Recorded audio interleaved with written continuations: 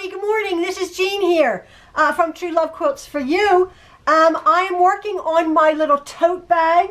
The little bits that I'm doing on my tote bag that I'm using the panels. This is how far I've gotten.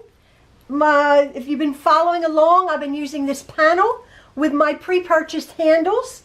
There's my little tote bag, and I have little feet on the bottom of it, which I'm going to show you in this upcoming tutorial. I've not done the lining yet. This is the stabilizer. I've shown you how to do that.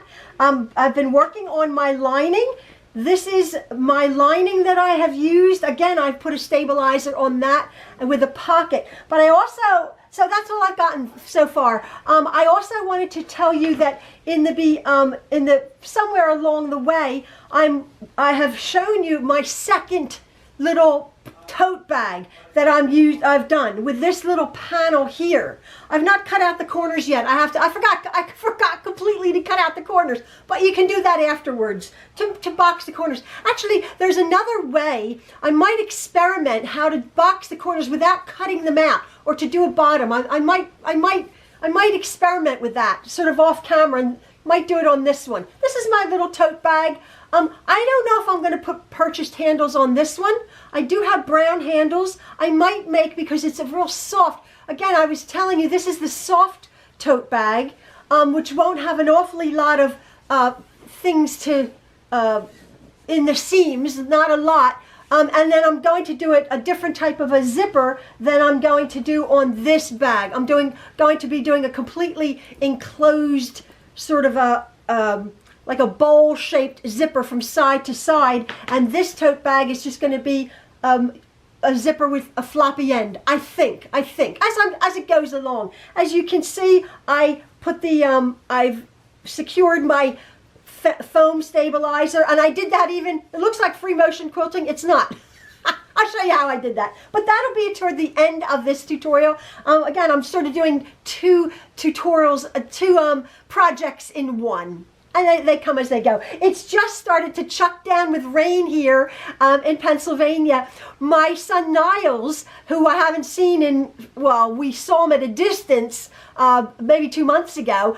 He called up. He says, "Can I bring you lunch, Mom?" So he came with a mess. But we're sitting out on our deck. It was really quite nice. I filmed just that, 2 seconds of him saying hello. We're shoving our face with food. We have a place here called Wawa, and Wawa is I think it's only in like the East Coast or maybe the Northeast right here in America. It's a one-stop shop for gasoline, a delicatessen, really good food, takeout, like not takeout, but like you can get like food from a deli counter. Very, very nice. Everybody likes Wawa. Coffee, awesome. If you like coffee. So anyway, he bought me a Wawa. He called me up. I was just about ready to have lunch, and he says, "Can I bring you lunch?" It was nice. So he bought Maxwell and I lunch, and we're just sitting out there for a few minutes. And then Elliot called up. Elliot lives by himself, but it's very nice because Elliot, our son Elliot, our daughter Malia, and our son Niles, and their spouses, they live within 50 foot of each other. Niles and Ellie have a house. Malia and Justin have half of a house, and Elliot has half of a house. They live right there. Their backyards connect. It's so nice for them to all be together in a real sweet little, very old-fashioned, almost like a Victorian town up about 15 minutes from here. So we haven't seen them. As I said, Maxwell went on a walk with his sister Malia the other day. They're wanting to do something else. We're still in the red zone of our county, and we're in a different county than our other children, but their county's also at the red zone. But hopefully by June the 4th, we'll be going into the yellow, which means if you're not familiar with that, probably you are. Ours is still the hot seat of the virus cases and deaths. So we're trying to, we've been isolated, and I'm saying, like, my word, like, I haven't been around anybody for 3 months. Our kids haven't been around anybody for 3 months. Like, we have to be careful. We have to be obedient. I get that and everything, but man, they've just opened up for, I believe, insurance has been opened up for construction to a certain degree. So that's our family who have all their businesses. Our kids have their businesses, so hopefully they're going to start getting better. I was just talking to Niles. He hasn't gotten anything. His wife is an essential worker, so she's been working carefully, but Niles hasn't. So anyway, he came to visit. He's just starting now. He's going a bit crazy, and he's like, I miss my mom. So he came and bought me lunch. It was really, really nice. Can't wait. Hopefully this summertime we'll be able to get together. Normal. Yeah, normal. But in the meantime, I'm making my little tote bags here. Oh, I did find, I keep saying I'm not a tote bag maker, but I found in the middle of the night, I couldn't sleep last night. I don't know why. On Pinterest, a really sweet little bag. And I made one years ago, and it's like a bag, and then it has like a bag inside of it with a drawstring, sort of a real sweet little thing. And I made that bag with I made that the bag. It was very shabby chic looking with handkerchiefs, old like vintage handkerchiefs, stabilized. I can't explain it to you. And I thought, oh, I really should make that bag again, but I can't figure out how I did it. I saw it in my shop, and I sold it years ago. It was for sale in my Etsy shop. And I was thinking about it. I saw a picture on Pinterest. And I thought, how in the world did I make that thing? And then I thought, maybe I used a pattern. And I looked at, I don't know where my patterns are. I can't find them in this room. It's funny. So I'm thinking, I did find a whole bunch of handbag patterns, and that wasn't in it. So I went on YouTube, and I'm trying to figure out how to do that. But maybe I'll do that. But there's also a quilt. I'm getting to my tutorial, don't worry. There's also a quilt that I had shown you 6 months ago when I was packing up our home. And it's called what I call my 5 Diamonds quilt. And it's my go-to quilt for when I need a quick quilt. Very, very simple, but very effective quilt. So I was showing you a couple of them that I've done. And I think when I get ready, when I really get ready to do a nice big tutorial all in one, except these scatty little things, I'm going to do a tutorial on that one, because I'll tell you, you want a nice quick quilt that has a lot of bang for your buck. My 5 Diamonds quilt is it. So I'm gonna put that just right now on the back burner, but that you have to look forward to. For now, I'm like tote making lady here. This is sweet, isn't it? This is more going to be like a soft diaper bag. I'm planning on putting about 6 pockets in it, and I'm going to show you how I'm going to do like pockets that could take not flat pockets. This is just a flat pocket for phone or something, right? Or phone or keys. For this one, I'm going to do pockets that will run the whole width all the way around the bag, maybe 6 of them, like 3 on each side, and they'll have like pleats so that you could put 3 diapers in it. The back, the pockets sort of, are bigger. So that's what I plan to do on this little bag here. So just as I'm going along, I'm doing a little bit of this and I'm doing a little bit of that. But this is how far I've gotten with my lovely tote bag with my handles. I've done my little clips here, my little D-rings, as you can see. And the way I've done this stabilizer, you can see it's really nice and fairly stiff. And I address the fact that you might not be able to get stabilizer now, or maybe things could be opening up now. So hopefully if you're going to be making a tote, you'll be able to get some kind of stabilizer, interfacing foam, fusible stuff, what they use for bags. And somebody asked me about my handles, and again, the thought was to go to thrift stores when they open up and get those. Somebody called me out on it, like call them butt ugly bags, but they are. You know the bags. They are butt ugly. And somebody else. Oh, I must quickly. Excuse me, just a second. I'm going to quickly grab it here. Oh, where is it? Where is it? No, sorry about that. Sorry about that. I printed this out because I thought this was interesting. Somebody who commented. Oh, I forget. Please forgive me.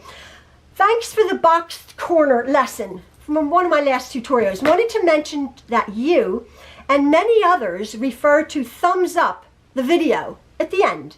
For months I didn't know what that meant because I was watching on a smart TV where that wasn't an option. my granddaughter explained to me that I had to be on a mobile device. I still watch on TV, but I pull out my phone to thumbs up or comment. Maybe you could mention that now and then, so others could be unaware also. So I thought, oh, that was so sweet. I believe, who was this? Was this Becky B? I think that's who it was. And pardon me if I got it wrong, because I actually printed out your message. And I thought, oh, I must mention that. So at the end of the video, when I say like or thumbs up, I have to be totally honest. I don't know what that means either.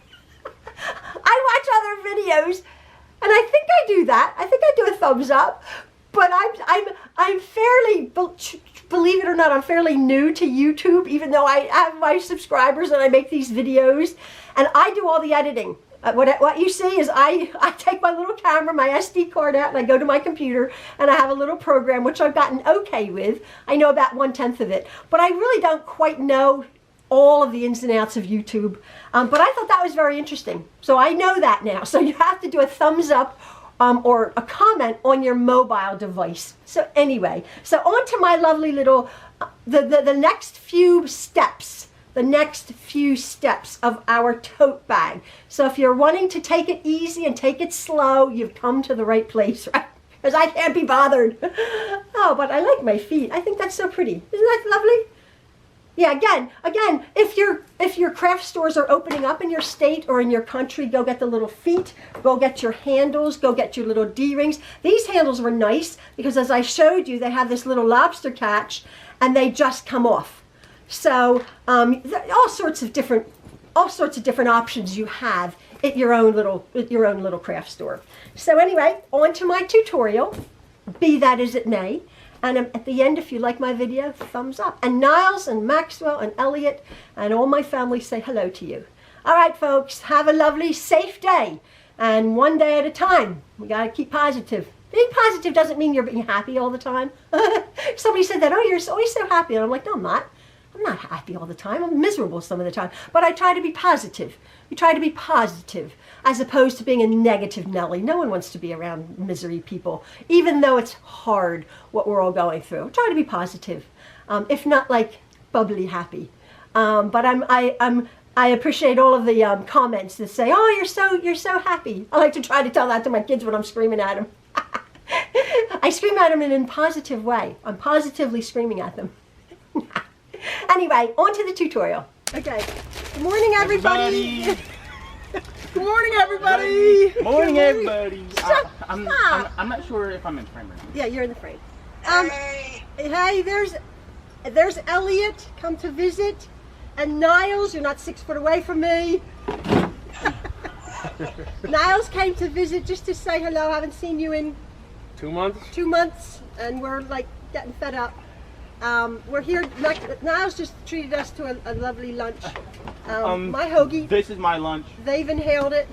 We just wanted to say hello to you guys.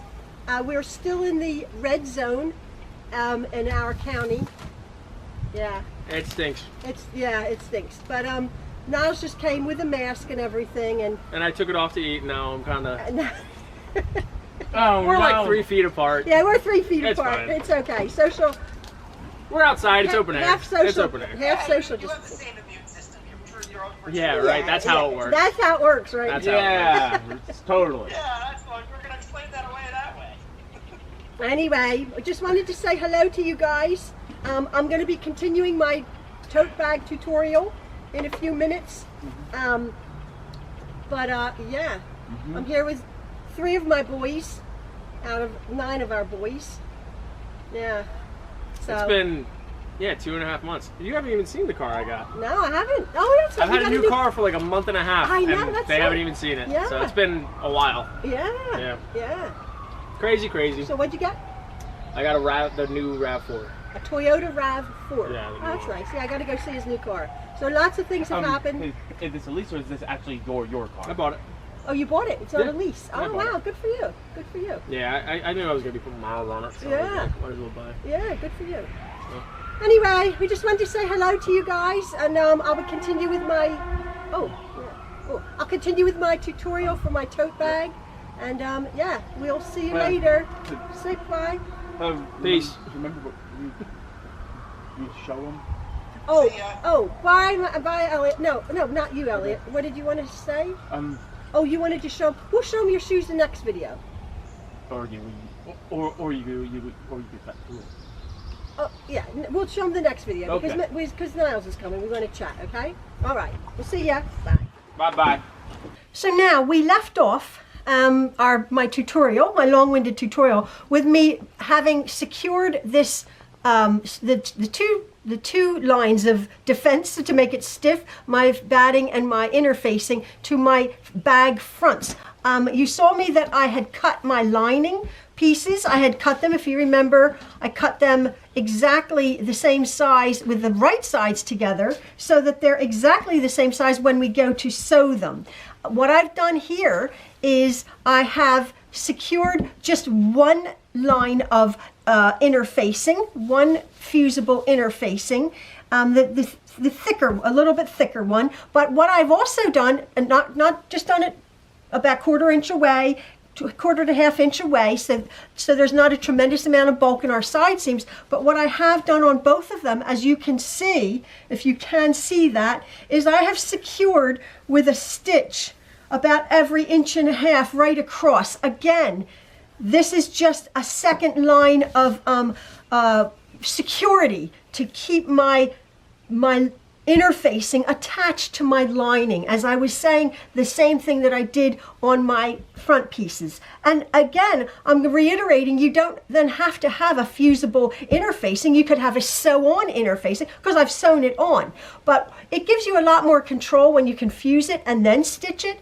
I quite like that. A lot of bag makers, I think, just use the fusible. That's what it's for, to eliminate the sewing step. But I quite like that your bag always stays lovely and secure. So what I'm going to be doing now is I'm going to be making a small pocket. And as you knew, my fabric came, my border print came, or my panel print came with this border on it, on the whole one side of the selvages, or not the selvages, the edges had that border print. So what I've done now is I have cut that border. This is going to be my inside pocket, just one on my pocket, and I've sewn, I had 2 strips of border, as you can see, and I just sewed them together. There's a seam there along the black, just to make it an interesting pocket. I've cut out a piece of black fabric, and now all I'm going to be doing is I'm going to be making a pocket. So what I'm going to be doing is I'm going to start about here,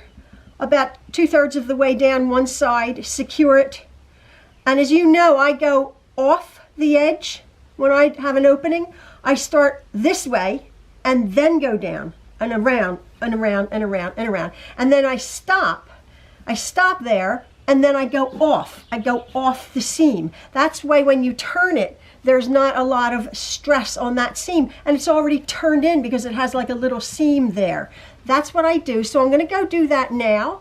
I'm going to turn it inside out, so I have a nice neat top, and then I'm just going to, when it's all done, I'll have a nice pocket. I'm going to find the exact center, which that stitching is. You can't maybe see that. That stitching is my exact center, and then my pocket here is the exact center. I go down about 3 inches or so, 3.5 inches or so, 3 inches maybe, 3.25 inches, something like that, and I'll just stitch my pocket onto my lining.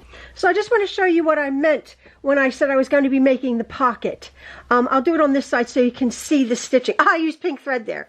Yeah, I did change it to black. It's funny. So here's my pocket, and I wanted just to make this rectangular pocket. But what I'm going to do is I'm going to have an opening here on the side. So what I'm going to do is, because it's not a lot that I have to turn through, I can have a fairly small opening. But what I'm going to do is I'm going to start my stitching that way, back stitching, back 1/4 inch, put my needle down, keep my needle down, and then I'm going to go around 1/4 inch. Needle down, turn, get rid of these. Oops.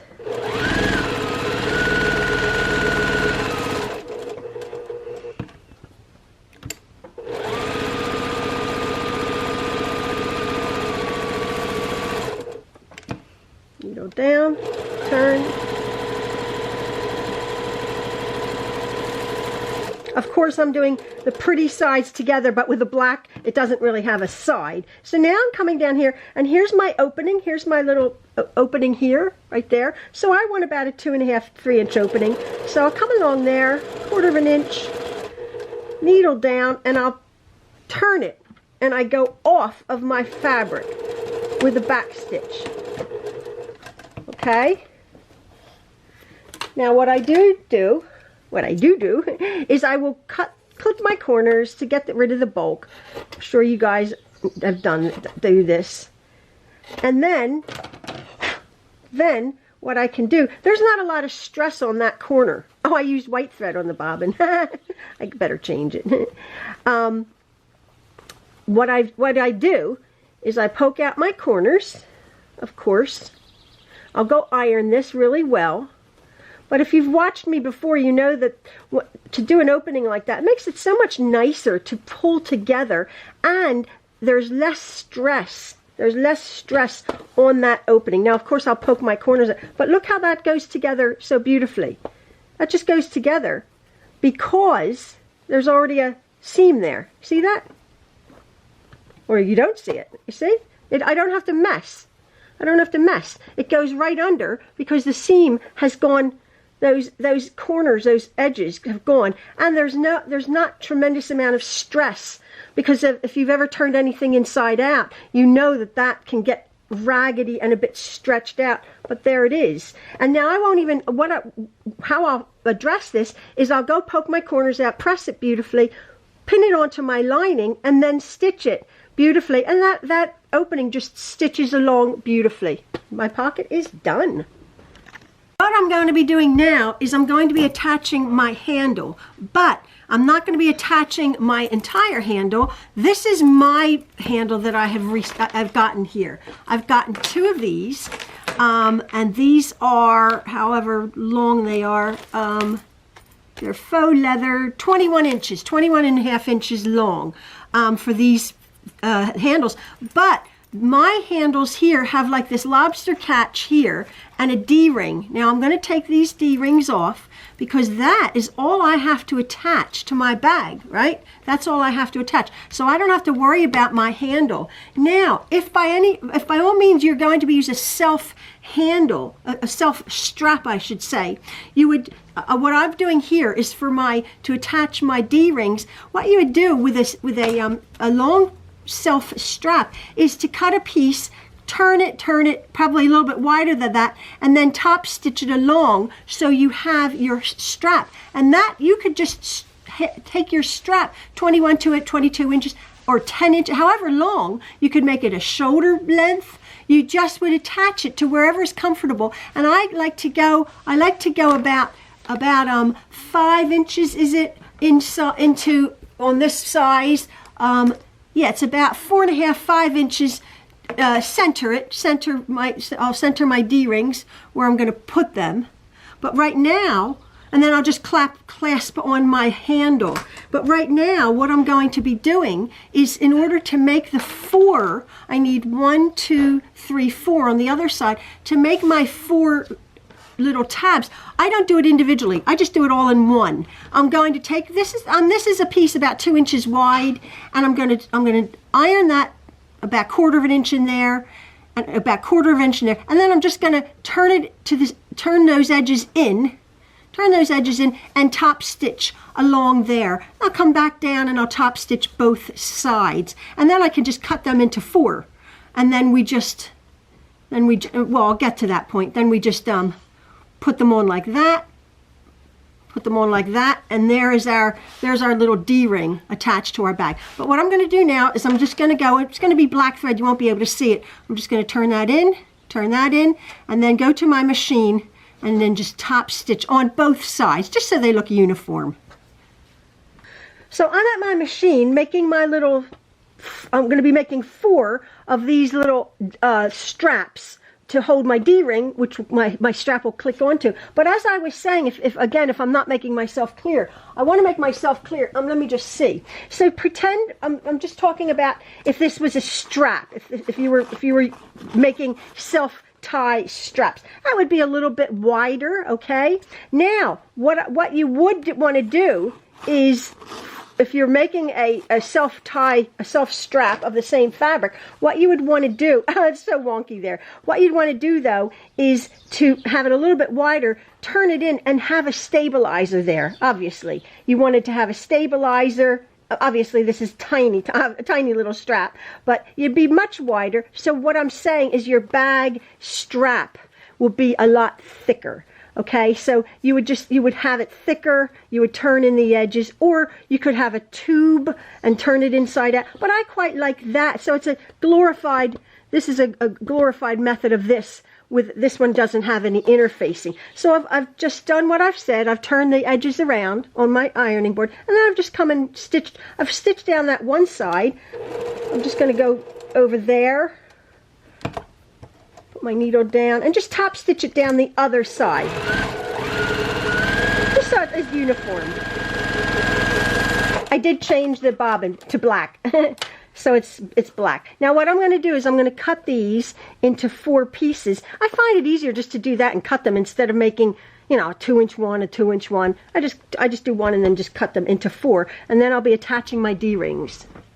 So I brought my D-rings over and my bag top here, and you can see I've sort of measured.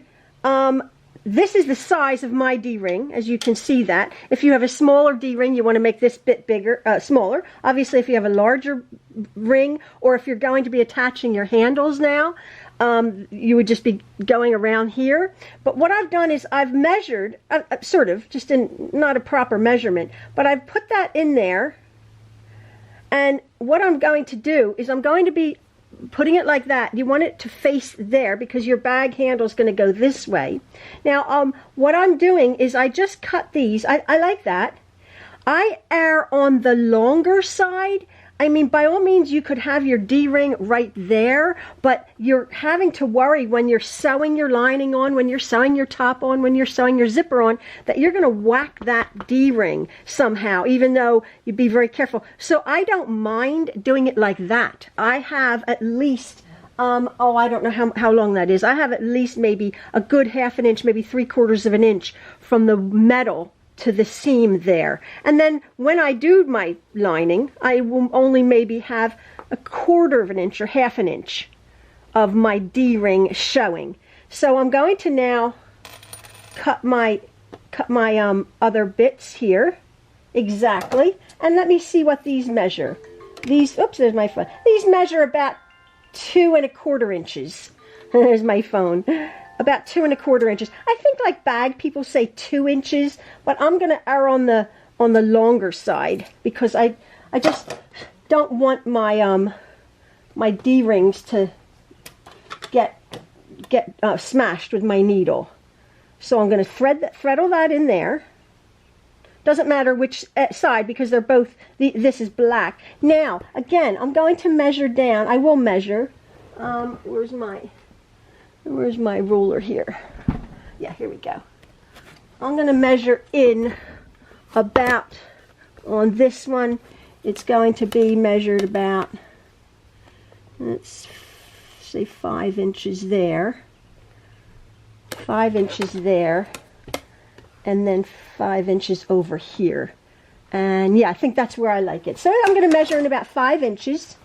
That's where that is. And then just about a 1/4 inch down from the top.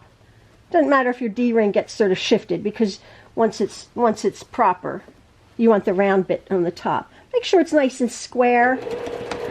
About 1/4 inch from the top. And I really, even though this is not the first line of defense, I really stitch my D-ring on very strong. So I'll do my other one. I'll thread all that like that. Meet the end, have the ends meet, and then get my ruler and go in about 5 inches again, and there we go. There's my 5 inches. You can measure from the center or for the side. Just make sure your handles are properly where you want them. And again, back and forth, back and forth. Now, one of the reasons, again, I better answer my phone. One of the reasons, again, is that I did not, oops, I did not put the interfacing in there, as you can see.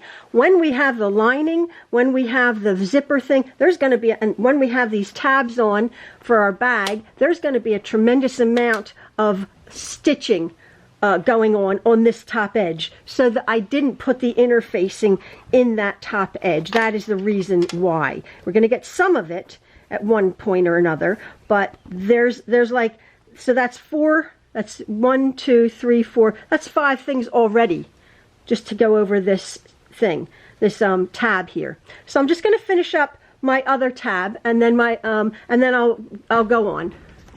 So I have my 2 front and back of my tote bag, and I have my front and back of my lining fabric also now with the pocket stitched on. Put my lining fabric away for a moment, and we're just going to be doing a few things. What you want to be doing now, as you can see, I have my tabs on for my handles. So when my handles get ready to be put on, all I will do is clip them right on there. And you can see, if you get handles with a little D-ring, it's easier. If not, if your handles have been stitched on that way, you know, if the handles need to be stitched on tabs, you're going to be working with your handle. But I'm fortunate enough that I can remove my handles.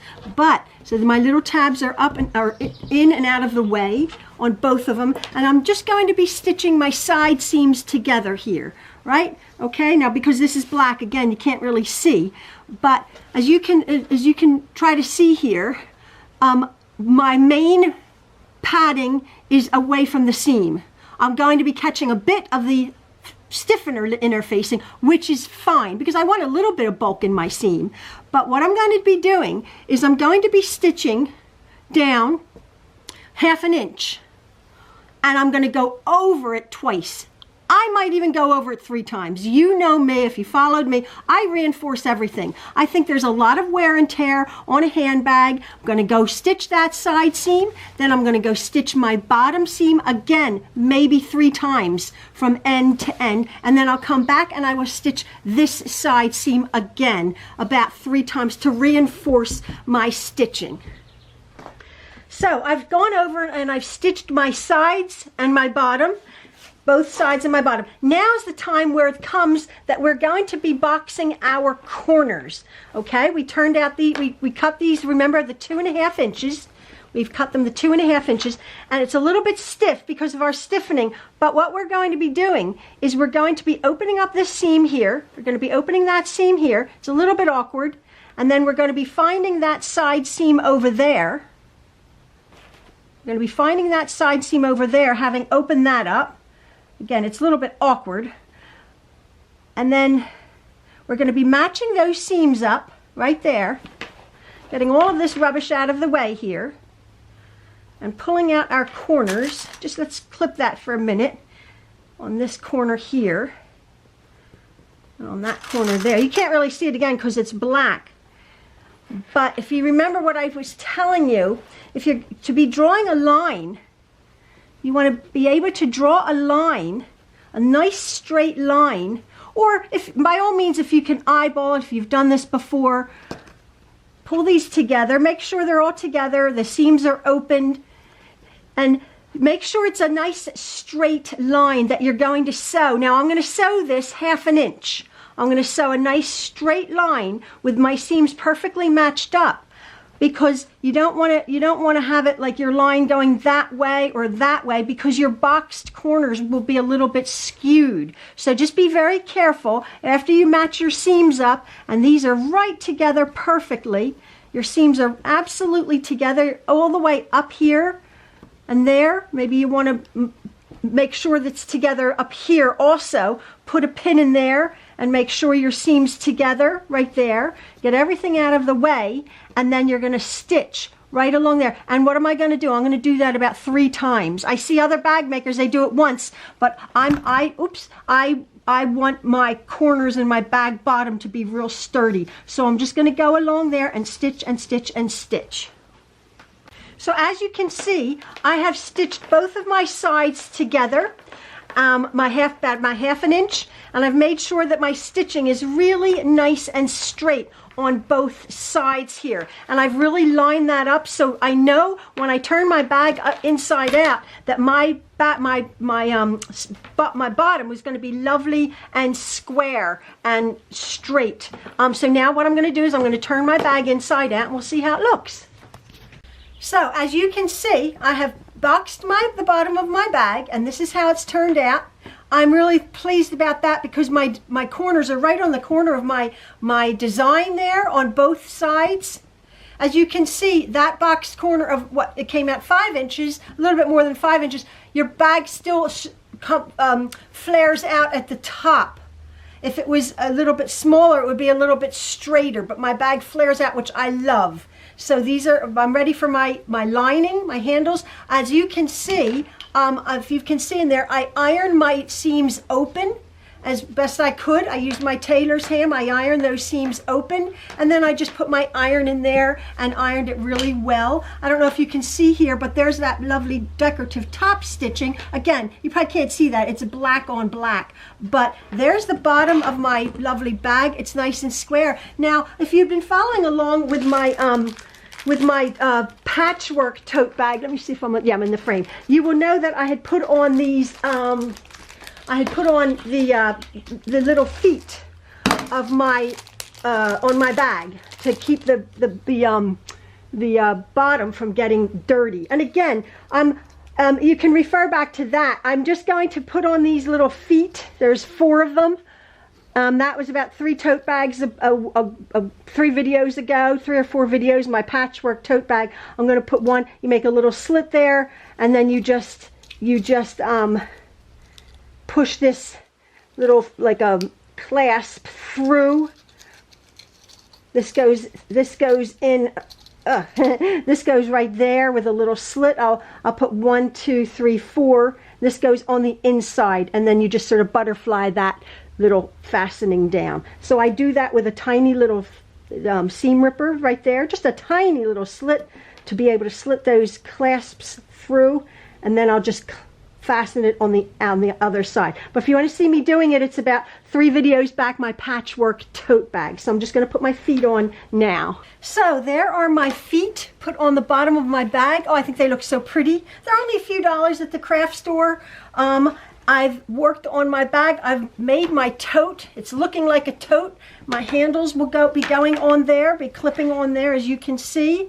So it's starting to look like a tote. Here is my lining with my pocket on it. I'm going to be working on that next. But right now I'm going to be signing off. That's all I'm going to be doing today. And I'm quite pleased with the way, as you can hear, my feet are taking the brunt of the stuff on the bottom of my tote, which is nice. So the bag, especially with the black, doesn't get filthy dirty on the bottom. So thrilled. I just put them on either side of that seam. You could have put them a little bit closer, but that's how I like them. I think that's real pretty. Nice little finishing touch on the bottom. So my bag is nice and stiff with the 1 lot of fusible and 1 lot of interfacing. Yeah, I'm really pleased about that. And I like the way my pattern, my panel wraps around, but I use that top bit. I like that, and my sides. So next time I join you folks, I'm going to be working on my lining, boxing the corners, but the most important thing is that I'm going to be working on my my zipper, my concealed sort of boxed pocket zipper on the top there. So yeah, so that's, I gotta put my brave cap on to do that thing. It's not hard, but I'll tell you what you're gonna need the next time. All right, folks, thanks so much for following along. So I'm working on my second bag here, and this is the slouchy one that I made. It's very, very soft.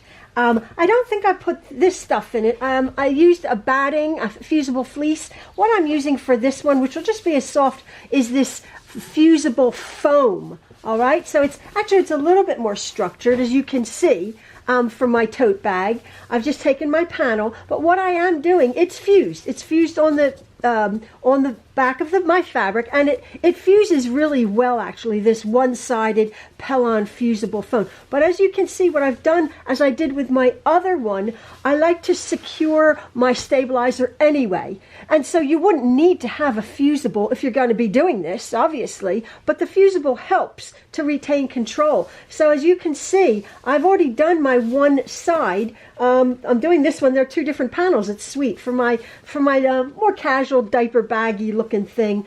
And I wanted to show you. I was too lazy. I didn't put on my free motion quilting foot. I didn't free motion quilt this, but look, it's all sort of like wobbly. And I just wanted to show you, this is how I'm going to be doing this one. So I'm going to be just securing it with a straight stitch around the sides. Here, this is just a straight stitch, and again, I'm using my Juki machine, which is my mechanical straight stitch machine. So I'm just going to secure that there.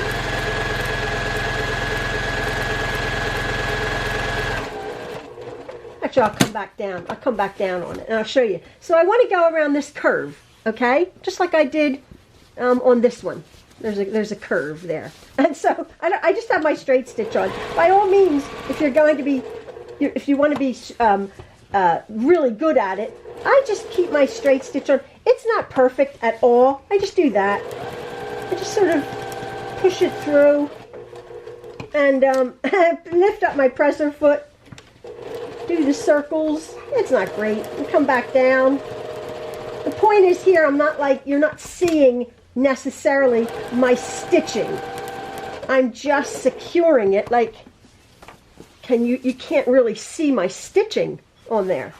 And I've just done the same thing. It's a little bit jagged because it's not like free, but I can't be bothered. So now I'm just going to do the outline like I did there.